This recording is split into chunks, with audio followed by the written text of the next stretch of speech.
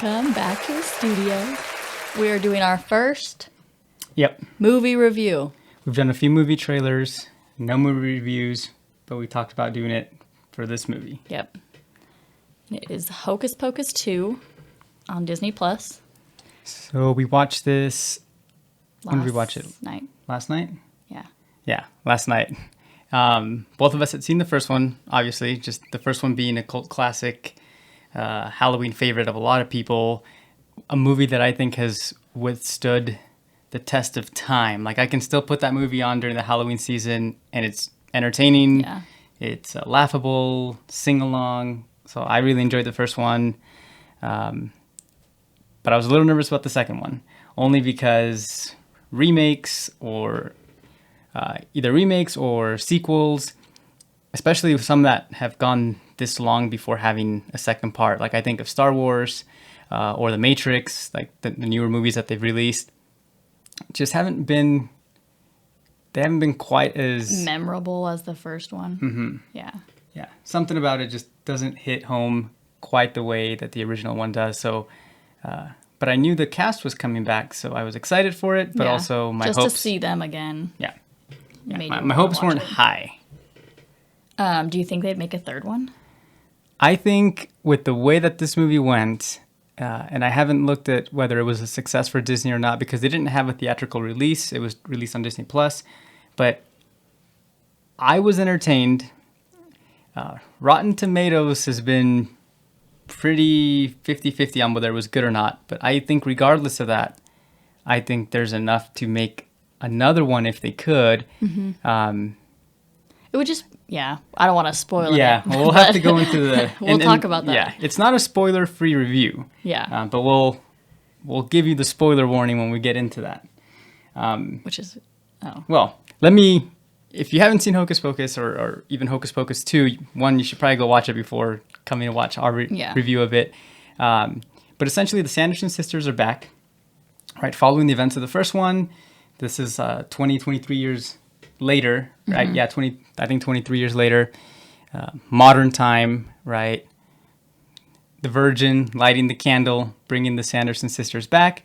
And so they're back in Salem, causing mayhem, trying to stay young and beautiful. And so it's them in more of a modern Salem time. Mm-hmm. So that's a high-level overview of the movie. So very similar to the first one. All right, we're going to get into our reaction and review now. So this goes to show that there will be spoilers ahead.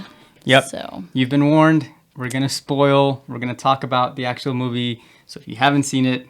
Probably shouldn't watch this. Yeah. Okay. So this being our first time trying to figure out how we're going to do the setup, we decided we both have points to talk about the movie. And we decided to roll a D20 to figure out who's going to kick off the conversation. Mm-hmm. Okay, so do you want 1 through 10 or 11 through 20? 11 through 20. Okay, 11 through 20, you kick off. Mm-hmm. Yeah, 17. 17. Okay. So I noticed first that, we both really enjoyed how they went back to their childhood in the very beginning. It showed them as young girls and kind of a little bit of their backstory, which I really found enjoyable showing them. I mean, they're still like the same funny little characters, just younger, but it built onto their a different layer. It wasn't like a crazy long part of the movie, but just enough to give you a glimpse into who they were. Mm-hmm. And what I liked, one thing that I thought about that part when they go through the younger Sanderson sisters was I was afraid that it was one of those things that we're seeing in movies now where they try to make you sympathize with the villain.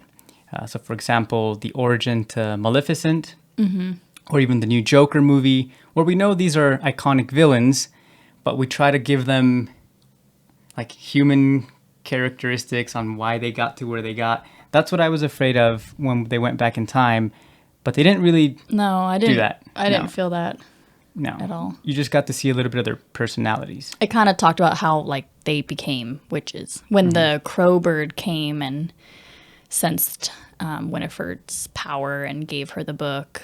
And then another part, I know I'm skipping your turn, but this No. leads into it. No, we just go off of this. Is the crow, the witch crow, when she says, don't do that all-powerful witch spell on yourself, promise that you won't do it. I think it's because she did it. Yeah. She had done it previously and lost her Coven. her witch friends. Yeah, you mentioned that, and I didn't pick up on that. I thought this was just some witch that was watching them in the woods, and then I didn't realize, obviously getting to the end of the movie, where Winifred is alone, you made that comment that, hey... That's why. That's probably why. Yeah. Which was cool to come full circle. Yep. Okay, something that I noticed in the movie, or that caught my attention as we were watching it, was very nostalgic, which obviously in a way that's what they were going for, because the first one is so memorable. You want to watch these characters again. You want to see them sing again. So I wasn't sure how it was going to hit at my younger self heartstrings that I really enjoyed this movie when I was little.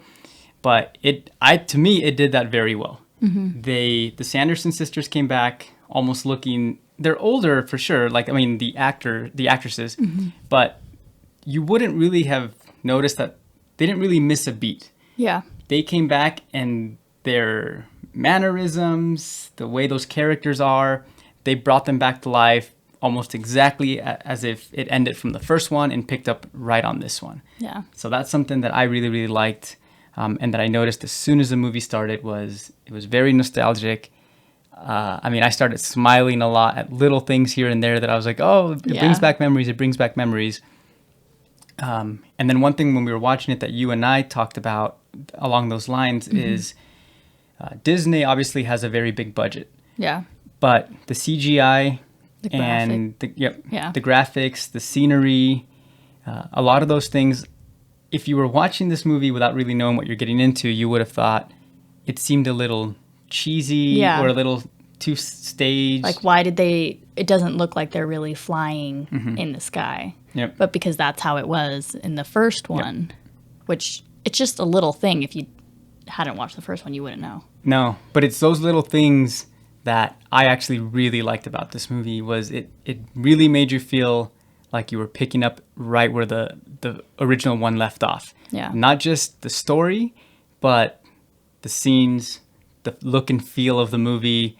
That's something I really liked. Yeah.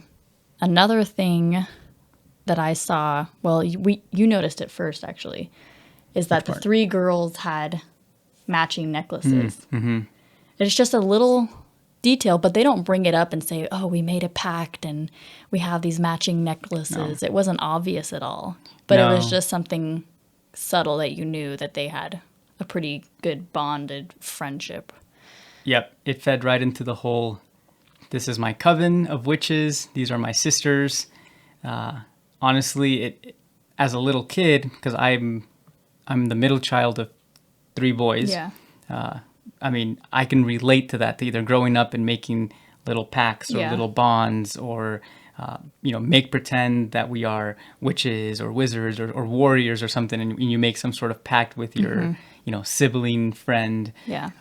So the necklaces was really cool to see. Another thing that I really liked was the mayor, who is played by Tony Hale. Yeah, Tony Hale. He's from Arrested Development. He's Buster. And we all have watched that and loved seeing him in a different role. Still really funny and just... It's almost like Buster got cast to play the mayor in this movie. Yeah. Like the same his laugh and character. mannerism. Yeah. It's so funny to see him. I loved that new character that was brought in because he really fits this kind of genre. The tone of the movie. Yeah. I loved that. Yeah, I was waiting at some point for the narrator to be like, Buster applied for a role in Hocus Pocus 2 and got it. And then there's Buster, right, acting out. Because, that character is kind of like the character that it reminds me of now that we're talking. It's just who they are is Dwight Schrute, so Rainn Wilson. Yeah.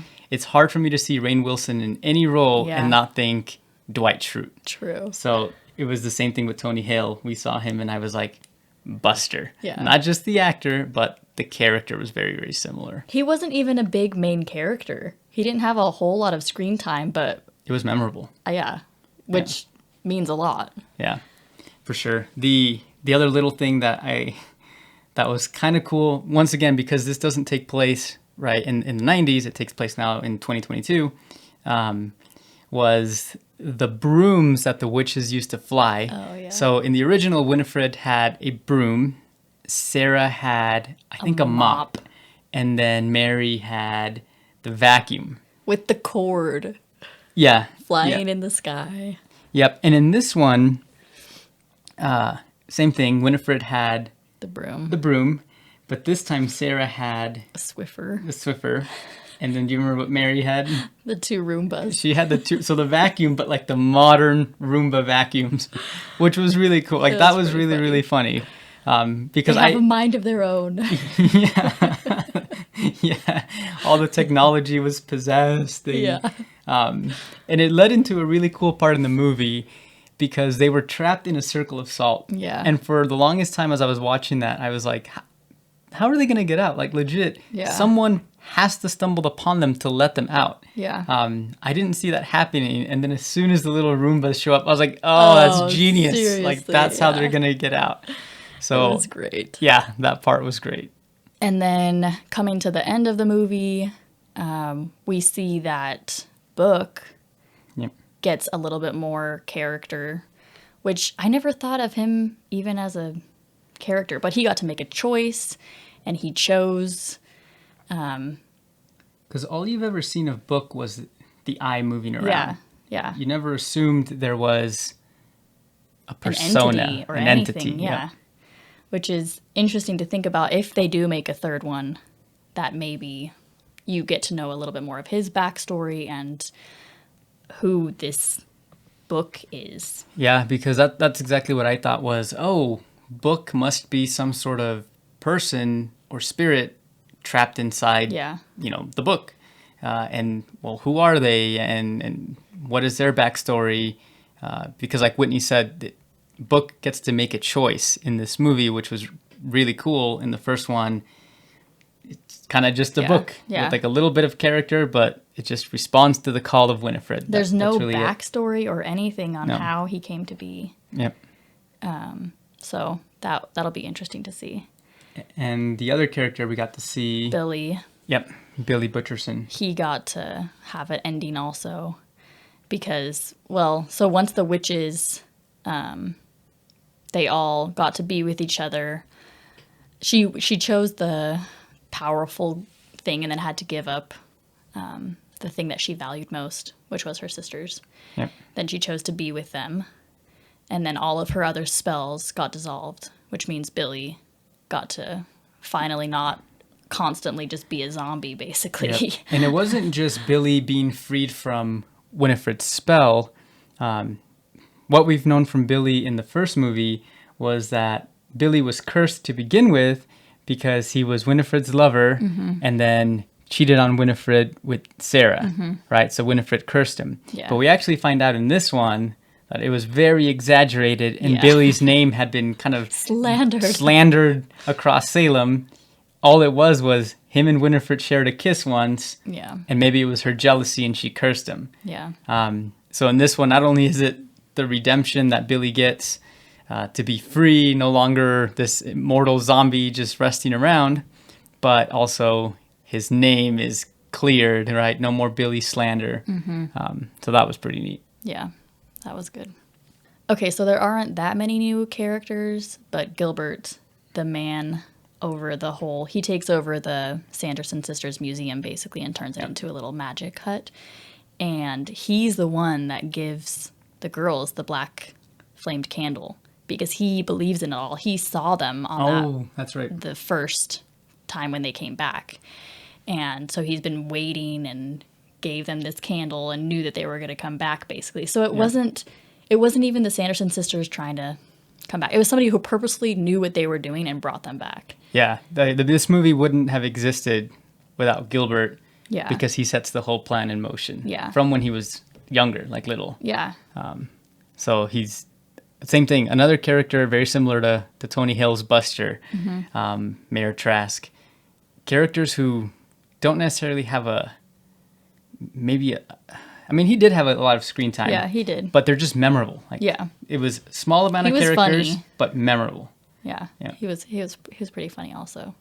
So it was interesting to see a different side of that. That's the review. Okay, and that brings us to the last segment of our review, which is the scoring. So what score did we give Hocus Pocus 2? And we came up with our scoring from 1 to 5.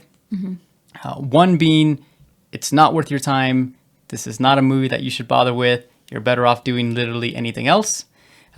2, we kind of said, hey, if there's nothing else on, it's worth the watch. You know, if it's on Netflix and you're not sure what to watch, turn it on. A 3 being, this is a Friday night, you know, maybe plan it on your weekend. Yeah. Put the movie on, get some popcorn, probably worth a good watch. 4, we said, this is definitely a, you know, must-see at the movies, very entertaining movie, one that we think everyone would like. And then 5, this is, you got to be there, midnight premiere. This is a must-watch movie. I'm thinking something similar to, you know, Top Gun Maverick. Most recently, I saw that movie 2 or 3 times, loved it every time. Yeah. So on that scale, We're both going to hold up our scores yes. at the same time. Is that how you want to do it? Well, either that or Well, I won't change mine. So. Yeah. Okay. Well, let me grab a score of what I would score in this movie. I'm ready. Let's go. I love the music from Hocus Pocus also. Okay. I'm going to have to explain my score when we go on this. Okay. Okay. You ready? 3, 2, 1. Don't know if you can see that. What did you give it? A 4. I gave it a 3. Okay. So let me talk about my 3. I was torn between a 3 and a 4. Okay. The nostalgic part of me Wanted to give this a 4 because I was smiling throughout this movie. I enjoyed it. And honestly, mostly for that reason, I honestly would have said a 4. But that is a very personal opinion about that movie. Yeah. You know, my personal opinion, this movie was a 4. I would have watched this at the movies. I would recommend you watch it at the movies. But the reason I went a 3 was mostly because the movie may not be for everyone. And what I mean by that is, if you didn't really enjoy the first one, if the first one didn't kind of catch you in that Halloween spirit, the way that it's become a cult classic, then chances are you're not really going to enjoy this one. And so I universally think, you know, this is a 3 where, you know, plan it on your weekend, you know, after a busy work day, get some friends over, get some popcorn ready, get some drinks, and I think you'll have a good time with this movie, to be honest.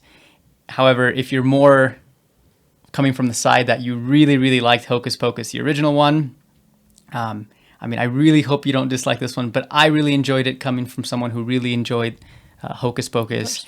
It was very nostalgic to me, very memorable. I enjoyed the 3 witches, the Sanderson Sisters. I think they killed it again in their role. So it was worth a watch just to watch their performance again. Yeah. What about yours? I mean, I gave it a 4 because I loved it. Yeah. I made it more personal. I didn't really care if people don't like that genre. For sure. Well, I would rate it a 4. I mean, that's true. I mean, even Cassie. So I have a sister who watched it, and she'd never seen the first one, and she was laughing along with the rest of us, not knowing what was happening. So it's still enjoyable for somebody who has no idea what's going on. Yep. She was on the fence about watching it with us because she hadn't seen the first one. Yeah. And she liked it. And I said, you'd still enjoy it. It's okay. Yep. So that's why I think most everybody would enjoy it. Okay. So that's 3 to 4. That's our scale for Hocus Pocus 2. Yep. Let us know in the comments below if you want us to watch any other. It doesn't even have to be Halloween related. It can be an older film. Yeah. We would watch it and do a review of it. I mean, we are more in the Halloween October theme, but if there's anything you want us to watch, something that maybe we haven't seen, I mean, it's been enjoyable to be able to watch and think about the reviews for certain movies. Yeah. Yeah. All right. We'll catch you on the next one. Stay spicy. Yes. Is that what you wanted to say? Spicy. What did you want to say? You want to do a new one? lattes. Pumpkin spice lattes. Okay. Good. It's so hot, Victor. I know. I'm literally sweating.